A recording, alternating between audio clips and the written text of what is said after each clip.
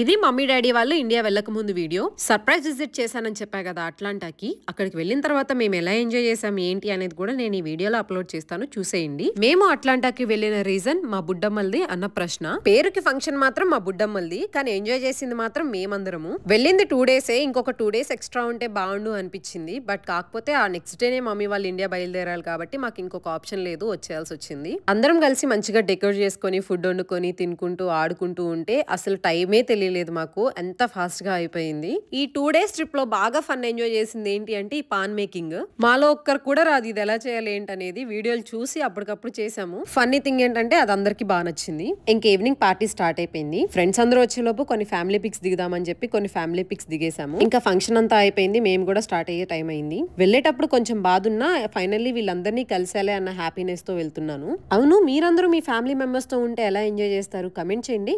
అంతే video. Thank you for watching.